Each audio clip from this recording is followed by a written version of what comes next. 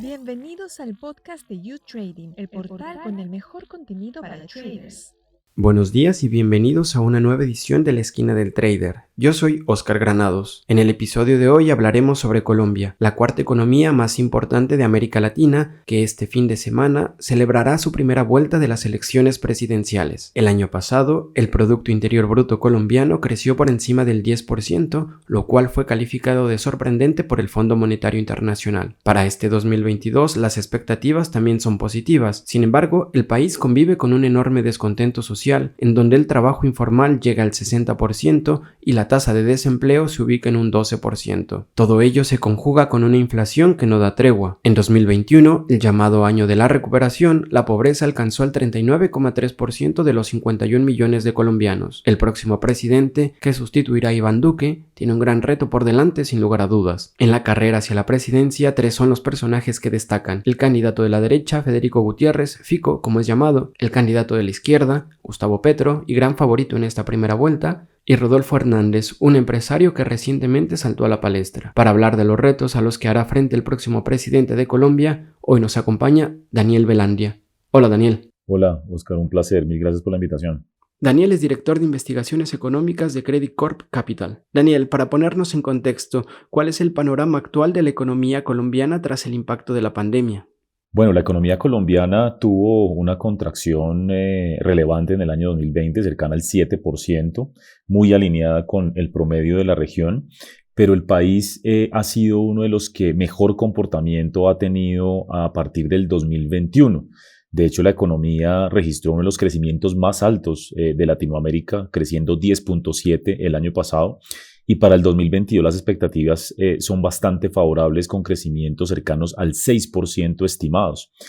La realidad es que, por supuesto, la economía colombiana enfrentó el impacto de los cierres, de las cuarentenas por cuenta del COVID, pero asimismo el país pudo abrir relativamente rápido su economía.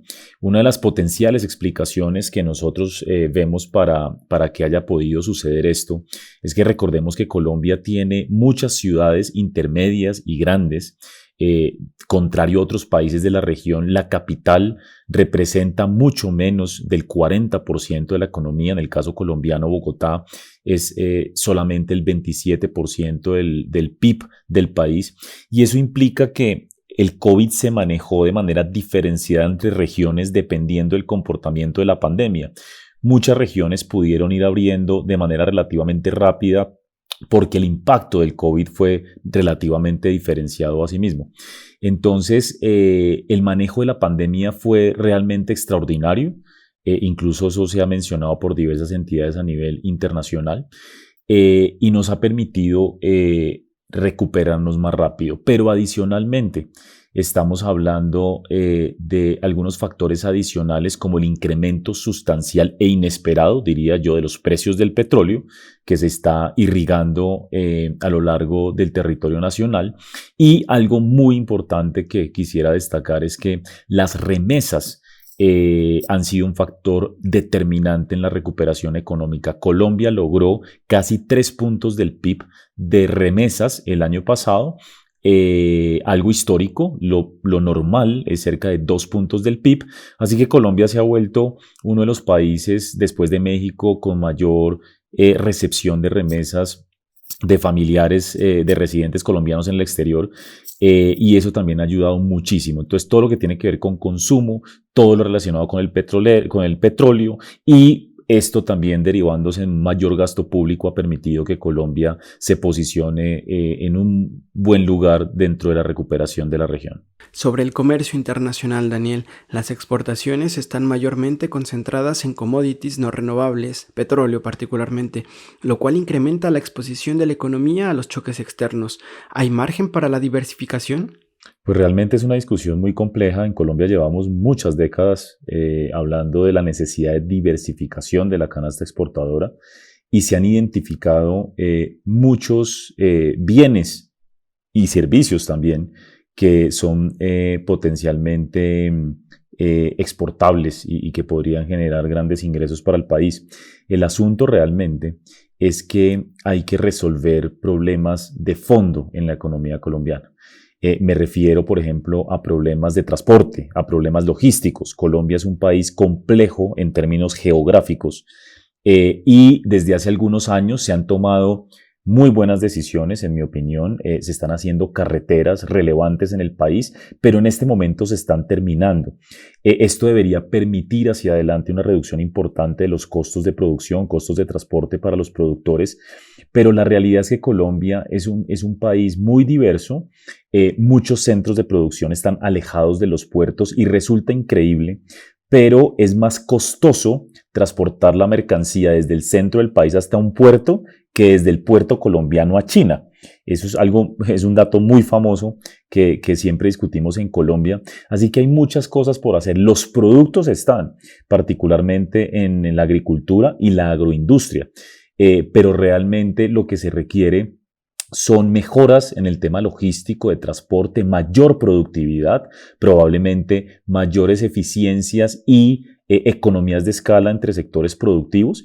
Eso sí, reconozco, insisto, que se han tomado decisiones importantes como todo el tema de carreteras y los gobiernos han venido trabajando en la reducción de trámites para poder exportar.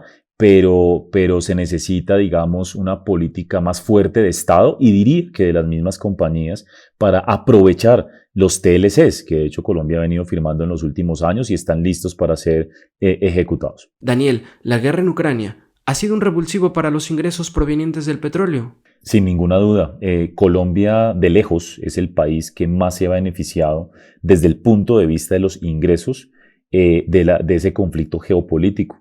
En particular porque dentro de Latinoamérica, Colombia es el mayor exportador neto de combustibles.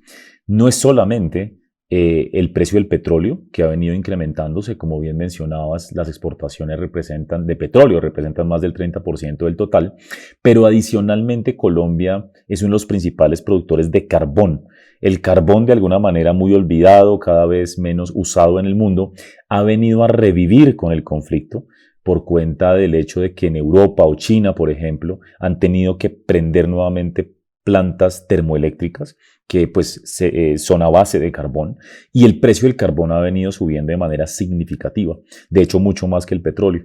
En ese orden de ideas, Colombia está recibiendo lo que llamamos los economistas más ingreso nacional. Prevemos que entre el mayor ingreso de petróleo y el mayor ingreso de carbón, en los próximos 12 a 18 meses, la economía puede estar recibiendo perfectamente cerca de 1,5, 2 puntos del PIB adicionales de ingresos. Y estoy hablando solamente de los fiscales. A nivel de país, puede superar esa cifra un poco más alta que ese 2 puntos del PIB y por supuesto se traduce en mayor crecimiento económico. Y hablando de lo que viene, elegir a un presidente es elegir también el destino de un país. Entre los grandes competidores en esta elección tenemos a Federico Gutiérrez, Gustavo Petro y Rodolfo Hernández, que recientemente se acaba de subir a la palestra. Vemos enormes diferencias entre estas tres opciones y también vemos a un favorito. Según las encuestas, el representante de la izquierda, Gustavo Petro, podría ser el nuevo presidente de Colombia. ¿Cómo se transformará la economía si él gana las elecciones? Bueno, la verdad es que son muchos los escenarios que podrían darse si hay una victoria de Gustavo Petro. ¿A qué me refiero? Digamos que un candidato pues, propone muchas reformas. Las reformas de él, sin ninguna duda, implicarían cambios profundos a la economía, al modelo económico. Pero también es cierto que debemos reconocer, y creo que todos lo reconocemos en el mundo, que una cosa es un candidato y una muy diferente, un presidente. Cuando llega a la oficina, al gobierno, es evidente que se encuentra con una serie de restricciones para llevar a cabo o implementar sus propuestas y particularmente está la institucionalidad. No es solamente las propuestas que tenga un presidente, es su manejo con el Congreso, su manejo con los tribunales y las cortes, su manejo en general con la sociedad y la institucionalidad colombiana. Así que una victoria de Gustavo Petro per se puede no necesariamente implicar de facto un cambio radical en el comportamiento de la economía o en las proyecciones de crecimiento económico. Al final realmente va a ser importante, son las propuestas definitivas que se presenten si él llega a ser presidente, pero más allá de eso, su posibilidad de implementación. Gustavo Petro, ningún presidente, ni Gustavo Petro, ni Federico Gutiérrez, ni Rodolfo Hernández tendría mayoría en el Congreso. Entonces, cualquiera sea el presidente, va a llegar a enfrentarse a un escenario donde va a tener que negociar con el Congreso para que puedan aprobarse sus propuestas. Así que llega a ser muy temprano, inclusive, para determinar qué puede pasar con la economía, con los mercados hacia adelante si llega a ser presidente Gustavo Petro. Por supuesto, genera varios tipos de preocupaciones porque sus propuestas, insisto, implicarían grandes o importantes cambios al modelo económico, pero realmente nosotros no sabemos, y es imposible determinar en este momento, si un presidente o un candidato siendo presidente se mantiene, digámoslo, radical, entre comillas, de extremos, o si tiene más bien el incentivo a negociar para lograr cosas y un buen gobierno, lograr gobernabilidad. En principio, nosotros pensamos que la institucionalidad en Colombia es muy fuerte y que cualquiera sea el presidente se va a ver obligado a negociar y a lograr consensos en el Congreso. De tal manera que, en principio, pues habrá preocupaciones, pero al final todo dependerá de lo que realmente pueda implementarse por parte del nuevo presidente. Daniel, por último, ¿qué reformas son las que necesita el país con mayor urgencia? Bueno, pues son muchas, pero las prioritarias, en nuestra opinión, pueden ser dos. Una reforma tributaria. La buena noticia es que la mayor parte de candidatos a la presidencia reconocen que se requiere una reforma tributaria, no solamente para lograr implementar eventualmente cualquier plan de gobierno propuesto por los mismos candidatos, sino porque tras la pandemia, el gobierno colombiano, como todos los gobiernos, tuvo que aumentar el gasto público. Los ingresos en diversos frentes cayeron y el déficit en Colombia, el déficit fiscal es bastante alto. Estamos hablando que este año el déficit va a cerrar por el lado del 6% del PIB, que es uno de los más altos de la región. Entonces, más allá de cualquier gasto adicional que se quiera implementar por parte del nuevo gobierno, la realidad es que hay que hacer una reforma tributaria para estabilizar la deuda pública, que hoy está en niveles considerablemente altos, bordea el 63% del PIB. Así que una reforma, ojalá estructural, llevamos muchísimos años en Colombia hablando de la necesidad de una reforma estructural, hemos hecho casi que una reforma cada 2 años desde el año 91. Eso implica la necesidad de realmente una reforma estructural profunda al sistema tributario, que permita consolidar las cuentas fiscales y evitar problemas de endeudamiento, de sostenibilidad de la deuda en el futuro. Entonces, esa es una reforma importante que se debe hacer. Y la otra es la del mercado laboral. Lamentablemente, Colombia mantiene una situación compleja de cierta precariedad en el mercado laboral. Alrededor de la mitad de los trabajadores colombianos son informales, no tienen acceso a seguridad social, no tienen acceso inclusive al sistema financiero para tomar deuda. Y por supuesto esto genera muchas ineficiencias. Durante muchos años se ha hablado de varias propuestas, pero políticamente ha llegado a ser muy complejo aprobarlas. Así que definitivamente en un ambiente donde Colombia tiene una tasa de pobreza del 40%, es impresionante, muy alta, el 40% de la población es pobre y la mitad de la población es informal en el mercado laboral, definitivamente tiene que hacerse algo con el mercado laboral para lograr equilibrar las cargas de ingresos en el país y mejorar las condiciones de vida de las personas en Colombia que están enfrentando problemas de ingresos. Muchísimas gracias por tu tiempo, Daniel. Mil gracias, Oscar, por la invitación. Es un placer haber podido estar contigo y con los oyentes.